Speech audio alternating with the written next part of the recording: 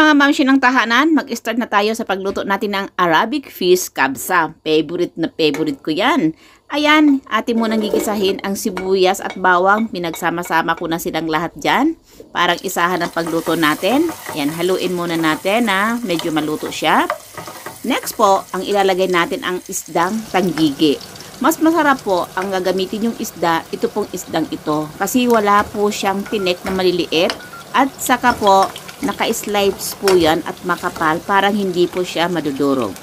Yun po, mga bago lang po sa Middle East na nagtatrabaho sa loob ng bahay at nagluluto. Ayan, ninyo kayong makukuha na version ko po sa pagluto nito. Alam ko naman, alam nyo itong lutuin dahil tuturuan kayo ng inyong mga amo. Pero favorite ko to. Ayan, nalagyan muna natin ng mga sangkap na nilalagay po sa pagluto niyan. Ilalagay ko po na lang sa description po sa baba ng video kung ano pong nilagay ko. Pinaghalo-halo ko po dyan. Next po, lalagyan po natin ng kamatis para pong malasang-malasa ang ating pagluto niyan.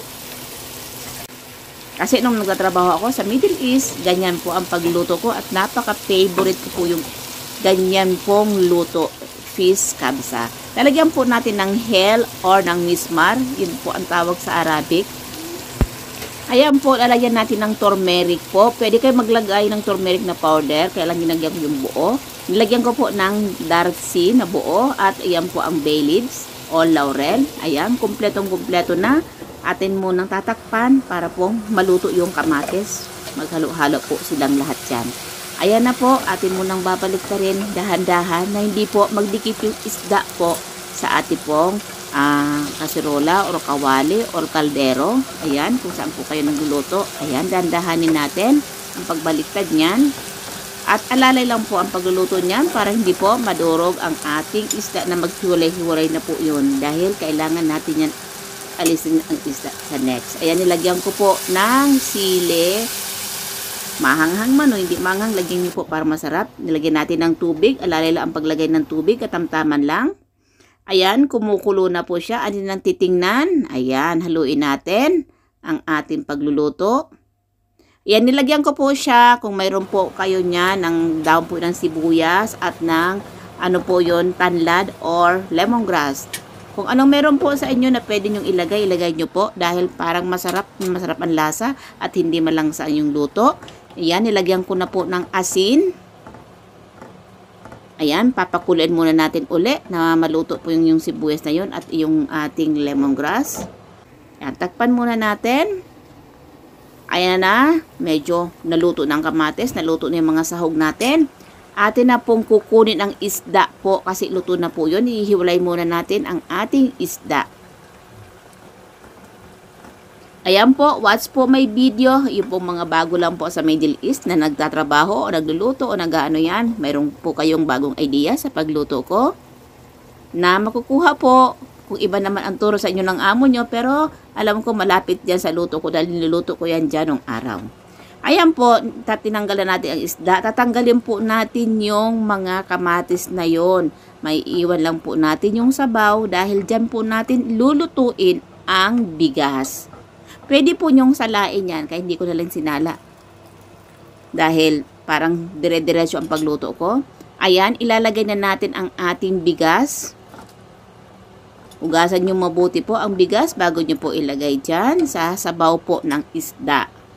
Ayan, tatakpan muna natin at intay natin na maluto pong ang ating kanin. Ayan, kumukulo na at haluin muna natin para hindi po masunog. Medyo mahaba lang po ang proseso sa pagluto pero napakasarap nito. Ayan, nakita nyo naman, medyo malapit na maluto, dry na siya. Ayan, nakikita nyo, alalayan na lang natin ang ating apoy. Takpan muna natin ulit dahil mayroon pa siyang tubig. Ayan, hindi ko na pinakita po sa inyo ang paglagay ko niyan, yung sapin po, para pong yung mag-observe po yung tubig niya. Ayan po, nilagay na natin yung isda dahil parang mainit po pag sinandok natin ulit. Ayan, tatakpan na natin. Ayan, hintay na lang natin na maluto na siya. Ayan na. Samahan niyo po ako, mga mamshi ng tahanan. Nakikita niyo ang inyong manay. Sasandukin na natin ang ating fish kabsa. Ayan, alisin muna natin ang isda. At atin na pong isasandok. Ilalagay na natin sa malakin natin na plate. Ayan, nakikita nyo naman, ganyan po sa Arabic, nilalagay talaga nila sa malalaki pong lalagyan. Ang uubusin natin, ilalagay dyan ang kanin. Pero konti lang yung niluto ko po, 3 takal lang yon. Dahil ang kakain lang naman yun, ako at bukas pang tanghali uli, kakainin ko ang natitira ko. Ayan po, ilalagay na natin ang ating isda at samahan nyo po ako mga mamshi ng tahanan at sa lahat nanonood ng aking YouTube channel sa pagtikim po natin ng fish kabsa. Wow! Yummy yummy na ito! Ayan na po, nandito na ang inyong manay. Tara po, kain po tayo. Meron akong mga pampasarap sa pagkain ko. Ayan, may atsara, may salad, may bawang. Ayan na.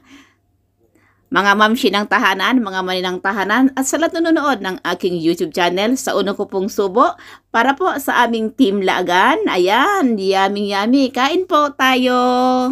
Napakasarap. Isa pa pong subo, ang inyong manay.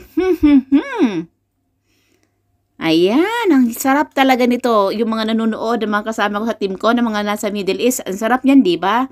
Ayan na po. Maraming salamat po sa inyong lahat sa nanonood po ng aking YouTube channel. Sa walang sawa po na pag-view, pag-like, at sa panonood po ninyo. Yan po ang inyong manay. Maraming salamat po sa inyo pong lahat. At God bless you po.